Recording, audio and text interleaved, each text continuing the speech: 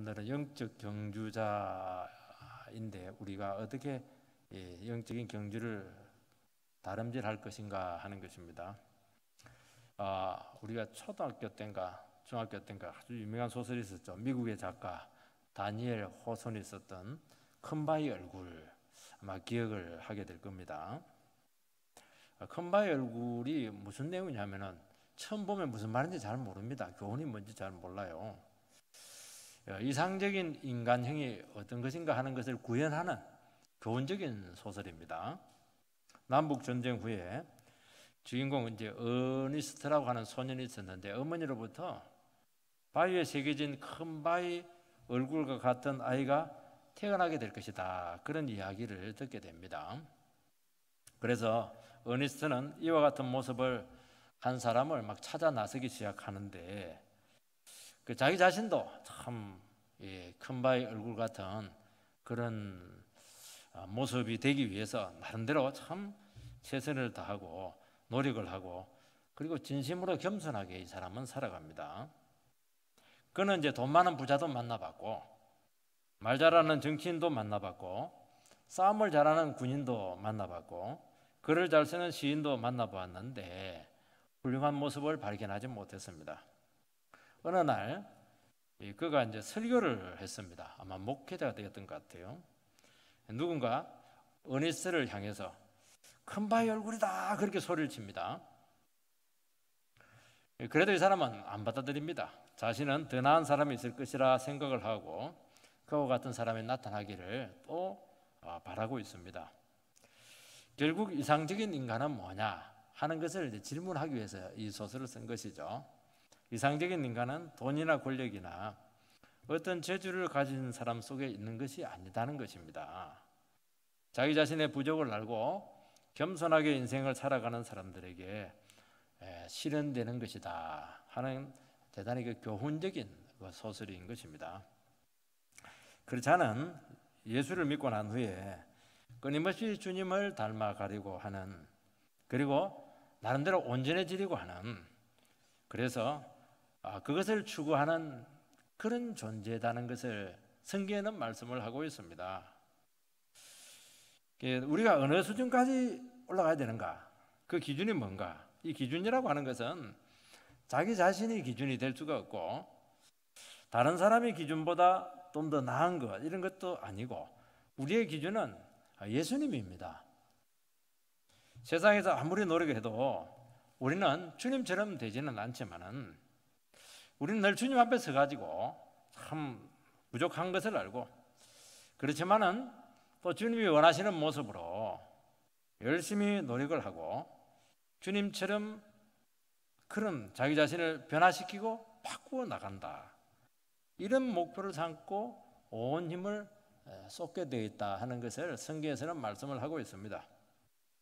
왜 바울 사도가 이 교훈적인 그 말씀을 증거를 하냐면은 빌립보 교회 안에 예수를 믿고 나름대로 신앙생활을 했는데 스스로 다 되었다고 생각하는 완전주의자들이 있었습니다. 또 거기서 한 발자국 더 나간 사람들이 있었어요. 한 발자국 더 나간 사람들이기보다는 조금 탈선한 것이죠. 예수 믿으면 다 끝났지 뭐가 더 필요하냐, 그러면 이 세상에서 그냥 자기 마음대로 살아도 된다, 왜냐하면 천국 갔으니까 말입니다. 이런 사람들이 교회 안에 있었다는 것을 알 수가 있습니다. 다 되었다고 생각하는 그 부류들인데 아마 이런 사람들은 아마 그렇게 주장할 만한 것이 있었다고 할 수가 있습니다. 어떤 특별한 신앙적인 체험을 했다든지 아니면 율법을 열심히 잘 지켜서 어떤 신앙의 경지에 올라갔다 하는 그런 부류의 사람이라고 할 수가 있습니다.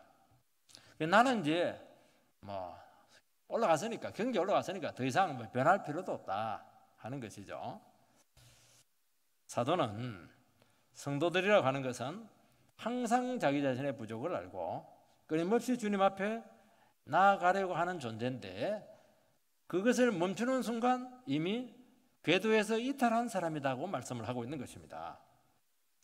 이미 다 되었다 생각하는 순간 더 이상 잘하려고 하지 않고 성숙하려고 하지 않고 변하려고 하지 않고 자기가 안 변하면 어떻게 돼야 되느냐? 다른 사람을 자꾸 변하게 만드는 겁니다. 교회를 자꾸 변질시키려고 하는 것입니다. 그럼 나는 다 됐으니까 다른 사람은 막 정죄를 해요. 그리고 나는 완전하니까 완전 100%라고 하지 못해. 나는 수준이 상당히 높으니까 당연히 나는 주인 노릇을 할 수가 있다. 그렇게 해서 교회에 많은 무리를 일으켰다는 것을 알 수가 있습니다. 여러분, 자기를 주장하려고 하면은 두 가지를 해야 됩니다. 예수님처럼 자기를 십자가에 못 박으면 돼요. 그렇게 다른 영혼을 위해서 주장하려고 하면은 그 사람을 위해서 그냥 십자가 죽어주면 주장해도 상관이 없습니다. 그리고 내가 열심히 신앙생활을 해서 예수님 모습으로 딱 되면은 이제 괜찮아요. 근데 그 두 가지가 아니면은 절대로 그런 주장을 하면 안 되게 돼 있다고 말씀을 하고 있는 것입니다. 첫 번째는 성도들이 가지고 있는 궁극적인 열망이 있다는 것이죠. 운동선수들, 예술가들 이런 사람들은 완전을 추구를 합니다. 우리가 봤을 때는 너무 뛰어나고 탁월해요. 근데 본인들은 굉장히 불만족스러워합니다. 왜냐하니까 자기들은 알거든요. 그래서 예술을 하시는 분들이라든지 운동하시는 분들을 보면은 굉장히 예민합니다. 그리고 감수성이 굉장히 뭐라고 하나 센시티브합니다. 이게 잘못하면 이게 성격이 개팍해질 수도 있는 거예요, 이게. 그래서 예술을 하고 체육을 하고 이런 사람들은 은혜 생활을 많이 해가지고 은혜를 많이 체험해야 돼요. 그렇게 하지 않으면 너무 사람이 예민하게 될 수가 있어요. 이게.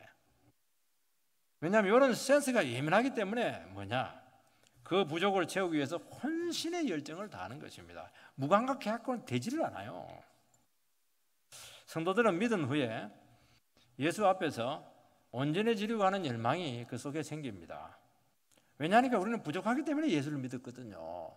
뭔가 우리는 결정적인 하자가 있다는 것을 인정을 했기 때문에 예수님을 붙든 사람들이기 때문입니다. 그래서 그 사람들을 하나님께서는 결정적으로 붙잡아 주시고 나랑 같이 한번 열심히 살아보자.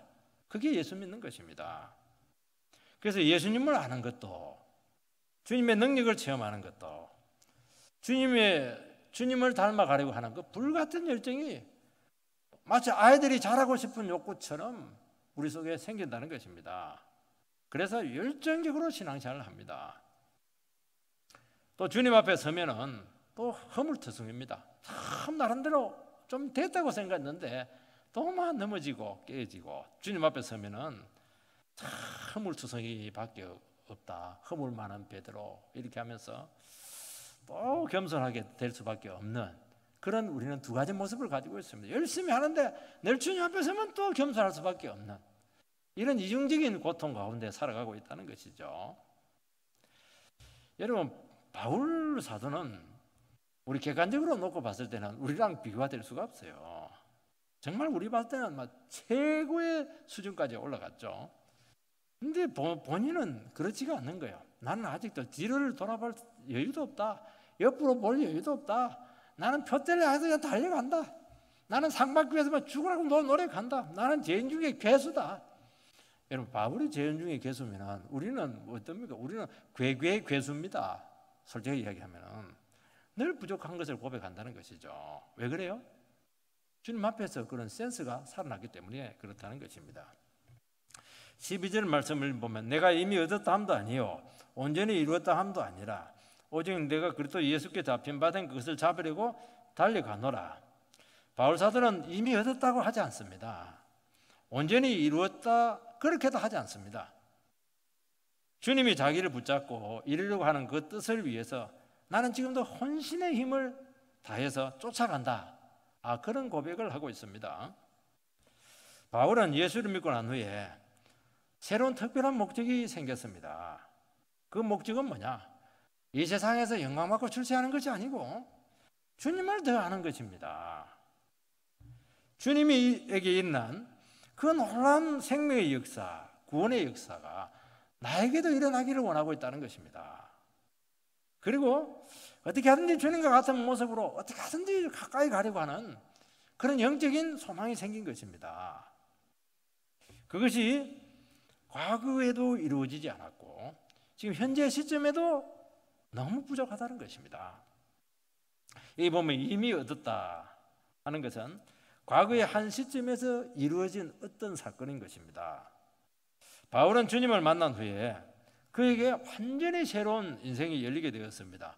여러분, 바울이 다메섹 도상에서 번쩍하신 주님의 부활하신 영광의 빛을 씌워가지고 눈이 멀어버렸어요. 아나니아가 안수를 하니까 눈에서 비늘이 벗겨져 나갑니다. 그걸 되게 어떻게 보느냐면 새로운 세계가 그에게 열렸다 하는 것을 보여주고 있는 사건인 것입니다. 그는 진리의 세계에 눈뜨게 되었고, 그렇지만은 여전히 그는 미약하다는 것입니다. 너무 과거에 위대한 체험이 있었는데도 불구하고 아니라는 게 너무 미약하다는 겁니다.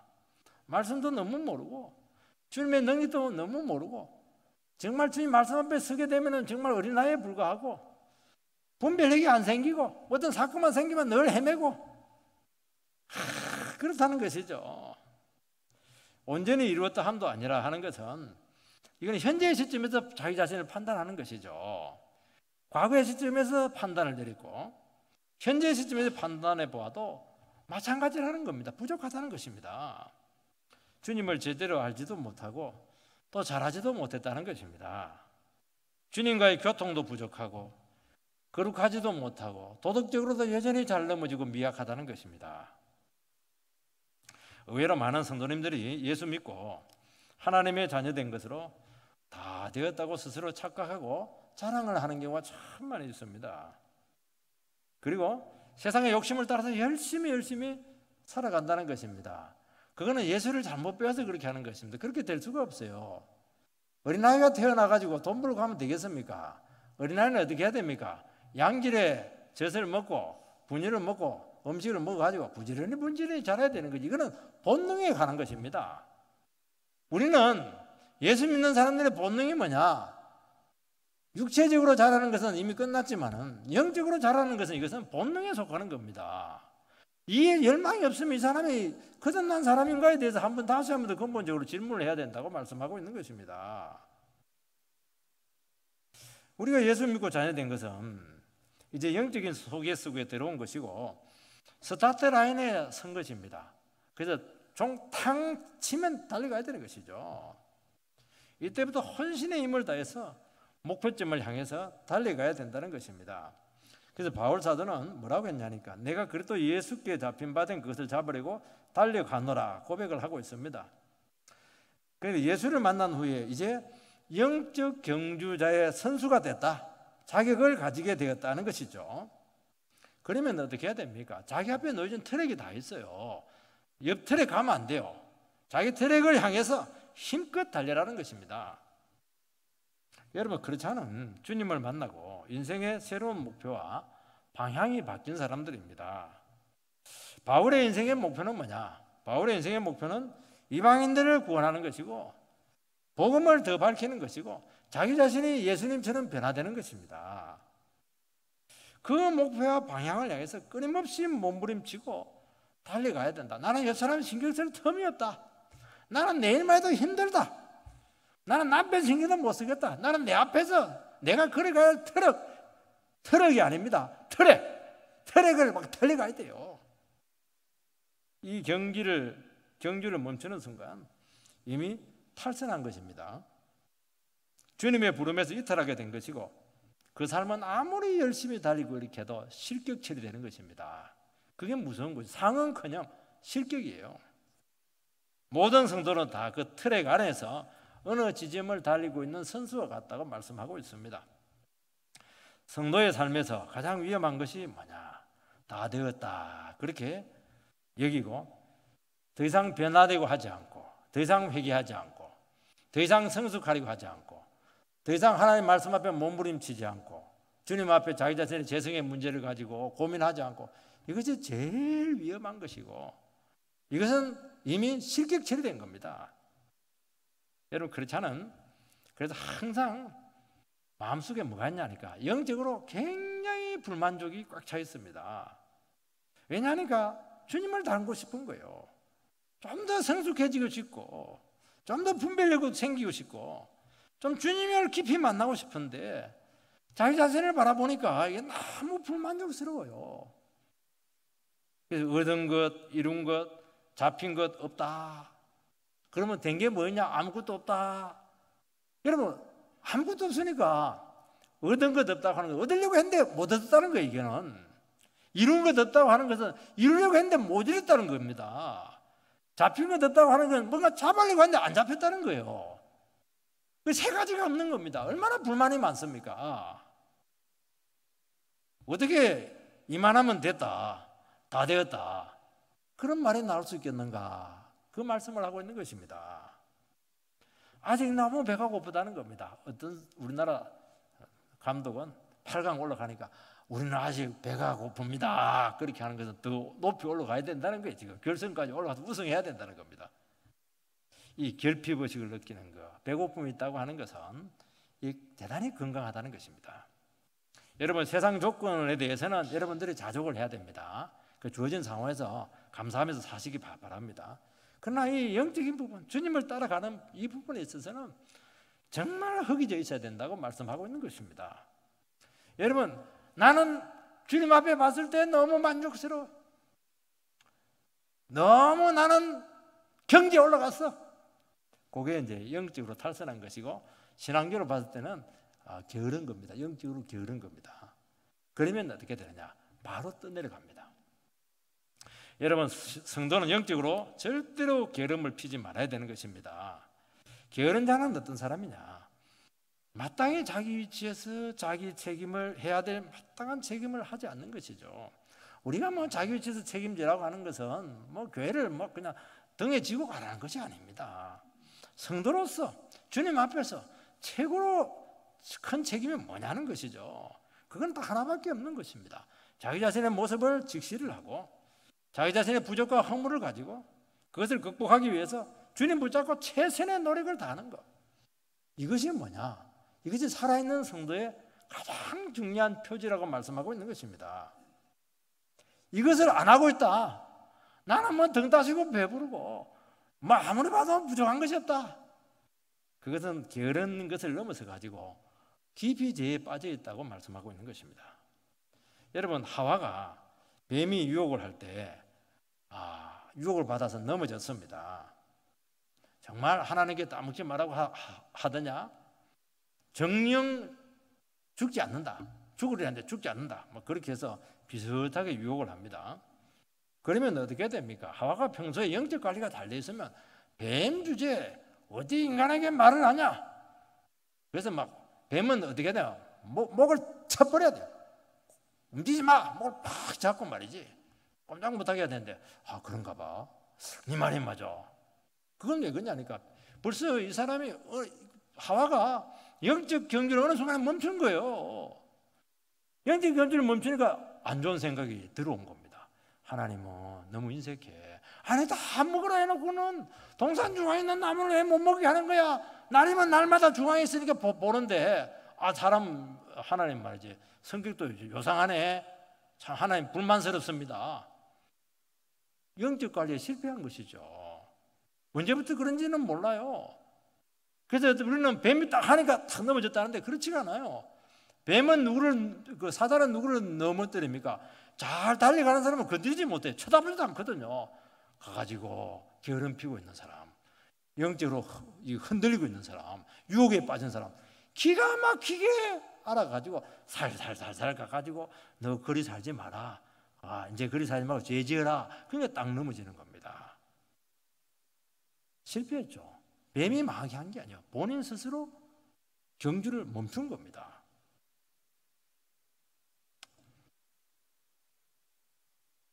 그래서 저는 항상 말씀 앞에 자기 자신의 모습을 직시해야 되는 것입니다.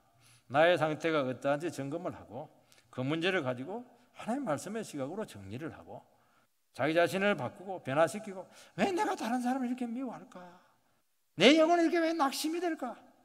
내 마음이 이렇게 좋지 못할까? 자꾸 불만이 생기고 섭섭함이 생길까? 이런 것들은 우리 건강도에 그거 느끼는 것은 좋은 것이죠. 정상을 느끼는 좋은 겁니다. 그것을 가지고 하나님 앞에서 영적으로 자꾸 정리를 하고 싸워서 감사로 바꿔야 된다는 것이죠. 정확한 틀의 위로 올라오는 것입니다. 그게 안 되면 넘어진다는 것이죠. 그게 변화되는 거예요. 그게 제일 중요한, 하나님께서 우리에게 주신 영적 경주에서도 최고의 가치라고 말씀하고 있는 것입니다. 그거 안 하고 뭐 봉사하고 말이죠. 그거 안 하고 사업하고 하지 말라는 게 그거. 그거 해봐야 나중에 그거 탈선하고 인정 못 받는다는 것이죠. 그래서 신앙생활 할 때 가장 위험한 보리가 뭐냐? 자기는 다 되었고 배울 것도 없고 더 이상 변화될 필요도 없다. 그렇게 자부하는 사람들입니다. 이런 사람들은 설교를 들을 때도 은혜 받기보다는 자꾸 분석하고 판단합니다. 왜냐하니까 설교라는 게 뭐 특별한 게 있나요? 하나님 앞에 늘 겸손하고 제 회개하고 뭐 바르게 살아라 그거밖에 없거든. 설교 들을 거 없다. 맨날 똑같은 소리 안 해. 왜냐하면 뭐 다 안다는 거예요. 판단하는 것이죠. 여러분 신앙생활을 오래 하고 또 오래 다녔고 뭐 직분을 받고 참 귀한 일이지만은 이런 것들이 여러분의 영성을 보장해 주지 못해요. 영적으로 도리어 더 불리할 수 있고 위험할 수 있기 때문에 자기가 그런 위치에 있으면 왜냐하면 스스로 나는 다르다. 나는 뭔가 다 되었다. 어떤 조금이나 일말의 그럴 가능성이 있기 때문에 이게 위험하다는 것입니다. 그게 보장해 주는 게 없습니다. 여러분. 알 것 다 알고 있고 나는 스스로 다 되었다. 그것이 어떻게 나타나야 돼요? 나는 주장할 수 있다는 거예요. 자기도 모르는 사람이 교만해져 있고 높은 마음을 품고 있었던 것이죠. 하와처럼. 감히 어떻게 하나님 앞에 자기를 높이고 그렇게 합니까? 여러분 우리가 이 세상에서 완전할 수 없습니다. 하나님은 이루지 못할 약속을 왜 주었느냐? 그렇게 우리 불만할 수 있습니다. 우리가 어떻게 예수님을 같이 갈 수 있습니까? 그런데 왜 예수님 닮으라고 그렇게 합니까? 불만이죠. 뭐. 성령의 역사로 온전해지는 것이 하나님의 뜻임을 우리는 알고 있습니다. 그러나 현실적으로 그까지 가지 못하고 늘 넘어지는 것이 우리의 모습이라는 것입니다. 왜냐하면 예수님만이 온전하기 때문에 주님의 온전하심 앞에 서면 설수록 우리는 부족을 느끼게 된다는 것입니다. 이거는 내가 얼마나 변화됐고가 상관이 없어요. 도리어 영적으로 성숙하면 성숙할수록 더 절박함을 느낀다는 것입니다. 도리어 이제 신앙생활하고 신앙이 열리는 게 짧고 이런 사람들이 도리어 더 주님 앞에 담대할 때가 참 많아요. 왜냐하니까 센스가 아주 무디이기 때문에 그렇다는 것이죠. 우리 자신과 우리 주위에서 우리는 죄에 대해서 자유로울 수가 없습니다. 하나님 앞에 서면 말씀 앞에 서면 무지해요. 여러분 100m 달리기 선수 스포츠 선수가 0.1초 기록 단축하는데 야 얼마나 고통스러운지 그냥 그거 알 수 있는 거예요. 이게.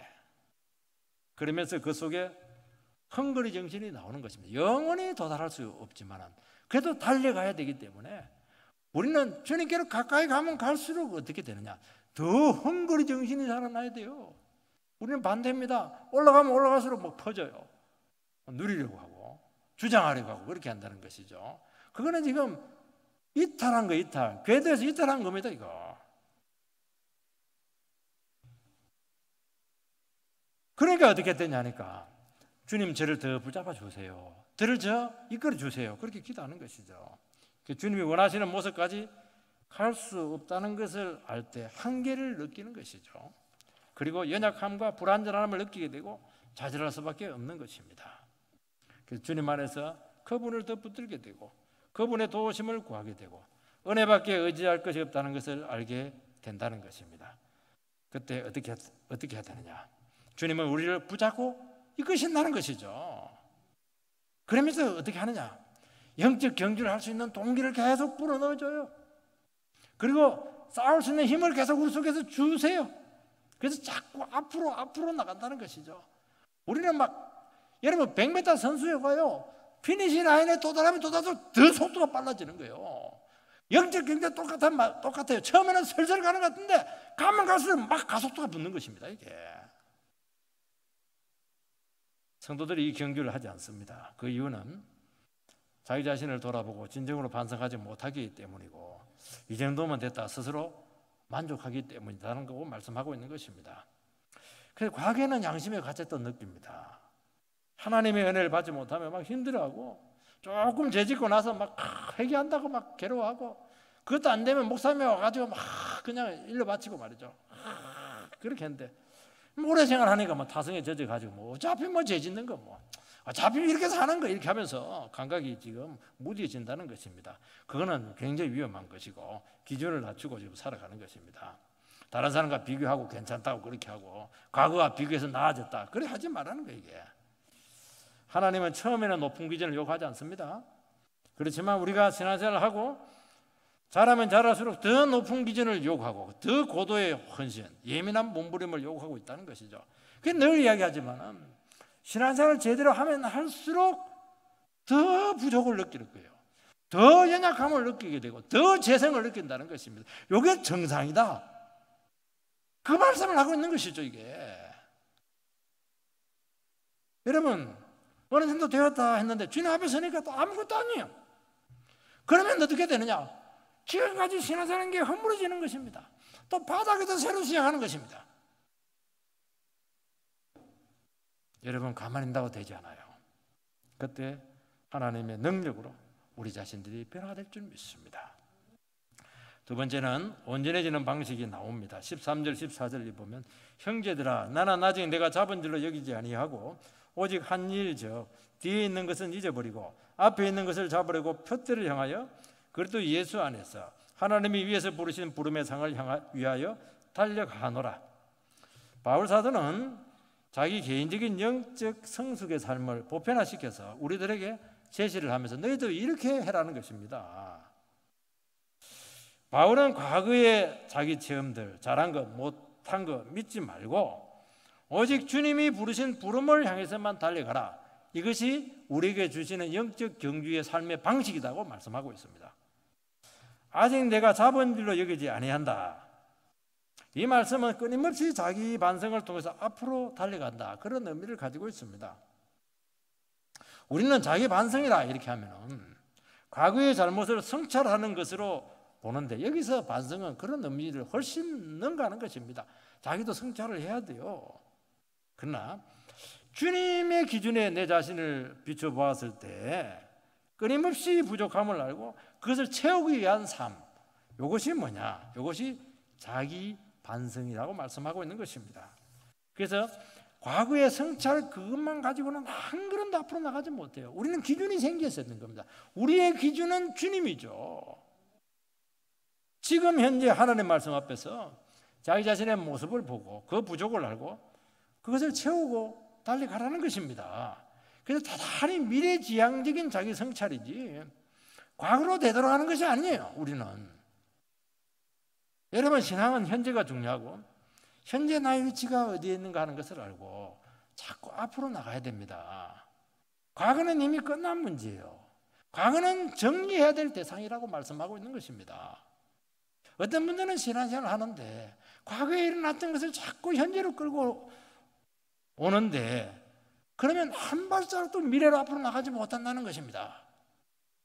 여러분 과거도 시간이 지나면은 주님의 뜻 안에서 우리가 잘했든 못했든 다 그냥 의미를 가지게 되고 다 이해가 되기 때문에 과거를 그 시점에 가서 분석하고 성찰하고 그렇게 해서 나아질 거 하나도 없다는 것이죠. 왜냐하면 그렇게 하다가 과거로 돌아가가지고 고민하고 되돌아가고 그렇게 하면은 힘이 다 소진이 돼가지고 오늘 현재를 살아갈 수 있는 힘이 다 빠진다는 것입니다. 여러분 우리는 주님 오늘 이 시간 하루만 살아가는 것도 힘이 들어요. 주님이 나에게 원하시는 그 삶을 사는 거 책임 감당하는 거 에너지가 부족해요. 힘들어요. 기도하는 거 힘들고 회개하는 거 힘들고 나에게 주는 그 봉사 감당은 힘들어요. 왜 과거에 가가지고 거기서 그냥 머물고 그렇게 하느냐 도전하고 있는 것입니다. 여러분 잡는다고 하는 것은 운동 경기 개념인데 결승 목표점에 도달했을 때 조금이라도 빨리 통과하려고 막 어떻게 합니까? 피니시 라인에 막 가슴을 막 내고 어떤 사람 막 엎어지고 막 이렇게 해요. 이기려고 하는 욕망이 가장 집중적으로 나타나는 순간이죠. 바울은 자기 만족에 빠지지 않았고 과거의 놀라운 체험이나 해신 경험으로 다 되었다 그렇게 여기지 않았습니다. 과거를 믿음으로 정리를 하고 끊임없이 오늘을 말씀에 입각해서 자신의 모습을 보고 전진 이렇게 했다는 것입니다. 여러분 과거의 경험은 그때 이미 하나님 앞에서 정리가 된 문제입니다. 나는 정리가 안 되는데요. 주님은 정리를 다 해놨어요. 내가 정리를 못한 것이 주님은 정리를 해놨는데 믿음으로 안 받아들이니까 안 되는 겁니다. 이게 인간적으로 아쉽죠. 억울해요. 지나간 사실입니다. 거기서 뭔가 의미 있는 거 절대로 끄집어낼 수 없어요. 바울은 오늘 오직 한 일에 집중했다고 말씀하고 있습니다. 여러분 영적 경주자는 이것저것 신경 쓰면 안 돼요. 달리기 선수가 그냥 경치 구경 다 하고 주위 사람들 막 소리 다 듣고 아유 그러면 안 되죠. 여러분 전문 마라톤 선수는 딱 달라요. 전문 마라톤 선수는 어떤 사람들이냐면은 절대로 뒤를 돌아보잖아요. 그리고 주위도 둘러보잖아요. 그리고 앞만 보고 묵묵히 자기 자신과 싸우는 것입니다. 결국에는 자기 자신과의 싸움이에요. 결과는 주님 손에 달려있는 것입니다. 그러니까 영적 경제에서 가장 중요한 건 집중하는 거예요. 집중성의 원리예요. 얘는 하나님 나라에는 전부 다 집중해서 이루어지는 겁니다. 어떤 사람도 전부 다 관여를 합니다. 하나도 못할 거예요. 딱 하나를 해요. 하나. 먼저 그의 나라와 그거를 구하라. 그래 하면 이 모든 것을 너에게 더하여 주시리라. 전부 다 집중성의 원리죠. 재물과 하나님을 겸하여 섬기지 못한다. 둘 중에 하나를 선택하라는 거예요. 집중을 하라는 것입니다. 그 나라와 그거를 죽도록 구하게 되면은 나머지는 다 더하여 준다, 채워준다는 것이 포함되어 있는 것입니다. 여러분 다 하려고 하지 마시기 바랍니다. 하나를 잡고 하세요. 하나를. 그럼 나머지는 다 됩니다. 자식 문제 해결될 것이고 사업 문제 해결될 거 다 해결될 거예요. 주님 앞에서 뭘 선택을 해야 됩니까? 주님 앞에서 바로 서는 것이죠 뭐. 그러면 나머지 다 해주겠다는 것입니다.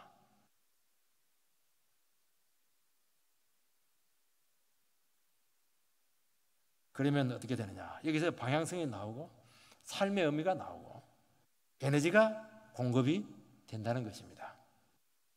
제 경우도 마찬가지죠. 영적으로 저는 바로 서는 것이죠. 목사로서. 그리고 하나님의 말씀을 밝히는 것이죠. 이게 저에게 하나님께 주시는 집중해야 될 목표인 것입니다.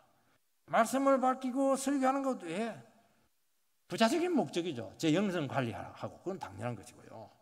이 부분이 흔들리게 되면은 이 방향성을 잃게 되고 휘청휘청하게 된다는 것입니다.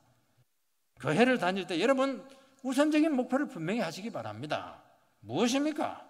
하나님 말씀 듣고 은혜 받고 변화되는 데 집중하자. 나머지는 부차적인 것입니다. 여러분들. 그러면 다 해주겠다는 거예요 이게. 나머지는 자연스럽게 따라오는 것을 말씀하고 있는 것이죠. 그런데 부차적인 걸 붙잡고 여기 가지고 목숨을 걸으시는 분들이 너무 많다는 것이죠. 그러니까 자꾸 시험에 빠지게 되고 혼란스러워지게 되고 영적으로 결국에는 큰 손해를 볼 수밖에 없는 것입니다. 여러분 집중할 수 있는 방법이 여기 또 나와요. 참 성경은 논리적입니다. 어떻게 집중합니까? 뒤에 있는 것은 잊어버리고 앞에 있는 것을 잡으라는 것입니다. 뒤에 있는 것을 잊으라는 말이 무슨 말씀입니까? 과거에 잘한 거 못한 거 다 잊으라는 거예요. 과거에 발목 잡히는 한 영적 경주는 못한다는 것입니다. 우리는 지나간 과거를 되돌아보면서 주님께서 인도해 주신 그 은혜의 손길들은 잊어버리면 안 돼요. 그것은 늘 기억하면서 감사해야 될 줄 믿습니다. 그런데 과거의 실수들, 죄들, 잘못에 사로잡히면은 원망, 불평, 기쁨을 잃게 될 것입니다. 또 어떤 분들은 과거에 성공했던 것들, 과거의 자랑들, 왕년에 한가닥 했던 것들, 이것 지금 거기에 사로잡혀가지고 오늘을 살아가시는 분들이 있어요. 그러면 어떻게 되느냐? 영적인 갈망이 식어져 버립니다. 여러분 과거의 업적들, 성취들을 붙들면은 자기 공로 자랑이 되어서 하나님의 능력을 맡게 된다는 것입니다. 그게 중요하지 않다는 게 아니에요. 그것도 과거의 성취나 좋은 경험들을 그것 자체로 하나님께 영광을 돌리고 정리를 하시기 바랍니다. 왜냐하면 주님은 오늘 또 새롭게 나에게 승리를 주시거든요. 어떤 방식으로 나에게 승리를 줄지는 모르는 거예요. 그런 주님과 함께 오늘 이 시간 우리가 찾아야 된다는 것입니다. 그때는 그때요. 지금은 새롭게 역사할 겁니다. 바울은 엄청난 능력으로 일한 후에 무익한 종입니다. 정리를 참 잘했어요. 바울은. 주님이 다 했습니다. 주님 나 같은 사람을 쓰신 것만 해도 감사합니다. 저는 주님의 일을 가르칠 뻔했는데 은혜를 주셔가지고 그래도 좋은 도구가 되기를 감사합니다. 무익한 종입니다. 무익하니까 뭐 주시할 게 뭐가 있어요. 주님은 그 무익한 종을 얼마나 위대하게 썼는지 모릅니다. 주님 저 너무 귀하죠? 저 없으면 일 안 될 것 같죠? 그러면 어떻게 하면 너무 귀하니까 알았다. 너 그냥 좋은 데 처박아 놓을게. 고인 모셔놓을게. 그런 종이 뭐가 중요해요? 그냥 주인이 막 쓸 수 있는 종이 좋죠. 여러분 오늘 주님을 새롭게 만나시기 바랍니다. 이스라엘 백성들이 하나님의 능력으로 큰 승리를 한 후에 항상 기념석을 이렇게 남깁니다. 사무엘 같은 거 에베네셀 뭐 이런 거 여기까지 하나님께 도우셨다. 전부 다 그 기념석이거든요. 왜 기념돌을 세워가지고 기념비를 자꾸 세워놓을까? 그것은 하나님께서 이루신 그 역사를 기억하려고 하는 그런 의미도 있지만은요, 과거의 승리를 주님께 영광 돌리고 다시 주님을 붙들고 앞으로 나가야 된다. 두 가지 의미가 다 있는 것입니다. 어떻게 보면 이 앞부분이 더 큰 거예요. 이게 이스라엘 백성들은 하나님의 큰 승리의 장소를 유적지로 만들어서 그 견학하고 막 그렇게 하지 않았어요. 관광지로 만들지 않았어요. 성공에 빠지지 말고 승리를 주시니까 하나님을 새롭게 붙들고 그 자리에서 앞으로 더 나가라. 그것이 기념비를 세웠던 목적이었던 것입니다. 우리는 더 힘들게 하는 것을 과거의 잘못과 실패와 실수에 집착하는 것입니다. 과거에 집착하는 이유는 내가 오늘 이렇게 불행하게 된 것은 과거 그때의 잘못의 원인이 있다. 그렇게 스스로 결론을 내렸기 때문인 것입니다. 그때 그 학교를 갔어야 되는데, 그때 이 사람을 만나지 않았어야 되는데, 그때 다른 결정을 내렸어야 되는데, 전부 다 이런 식입니다.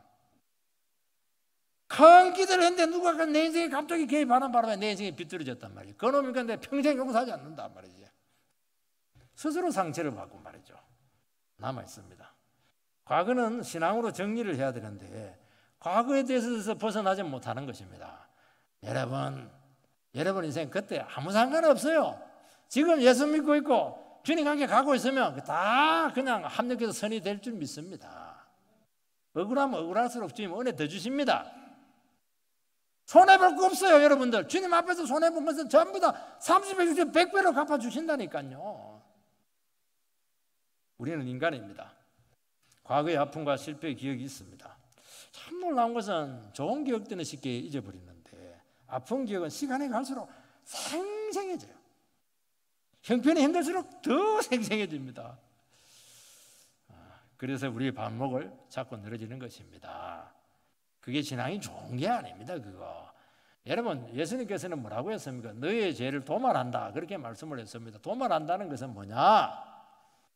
여러분 늘 얘기하잖아요. 주부들이 김치할 때 도마 위에 막 김치를 하면 막 싹 손을 훑어버리면 그래도요 그 고춧가루 빨간 자국이 남아요. 근데 예수님께서 우리 죄를 가져갈 때는 어떻게 하냐? 싹 닦아버리면 100% 흰색이 돼버립니다. 조금 더 자국이 남잖아요. 우리는 인간은 그게 안 되거든요. 흉터가 남고 상처가 남아있고 덫이 다 남아있어요. 그게. 근데 우리가 예수 믿고 은혜 받으면 싹 없어져 버립니다. 너무너무 신기해요.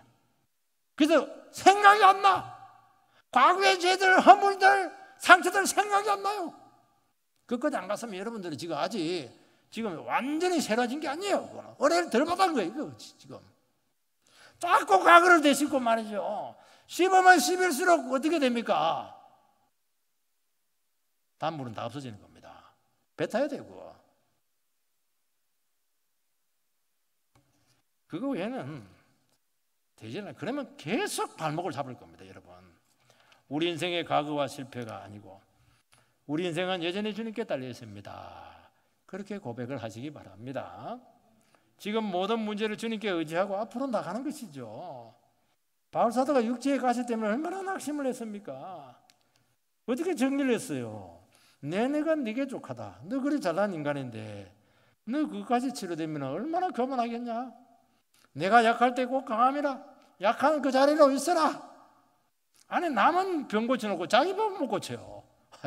얼마나 부끄럽겠습니까? 답이 뭡니까? 너는 그 병 가지고 평생 가라는 거예요. 그거마저 없으면 네 얼마나 잘난 찰까. 버림받는다 너. 딱 정리를 하는 겁니다. 이렇게 하는 게 이렇게. 그러면 어떻게 됩니까? 아픈 과거가 은혜의 셈이 되어서 미래로 나아가게 하는 강력한 동력이 된다는 것입니다. 여러분 아프고 실패하고 상처받은 영혼만이 체험할 수 있는 깊은 은혜의 셈을 그 사람은 겪게 될 것이고 그 불행하고 힘든 사람들은 놀랍게 도와줄 것입니다. 그게 앞으로 나가는 거 아닌가요?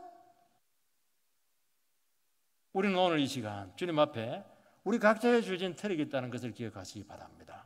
그리고 그 상을 받을 수 있는 사람들은 그거 하나를 붙잡기 위해서 혼신의 힘을 다해서 목숨 걸고 달려간 사람, 부름의 상을 받게 될 줄 믿습니다. 진짜 주님이 나에게 주신 상이 있다고 하면 다른 사람을 신경 쓸 틈이 없어요. 내 거 달려가는 것만 해도 이게 벅차다는 거예요.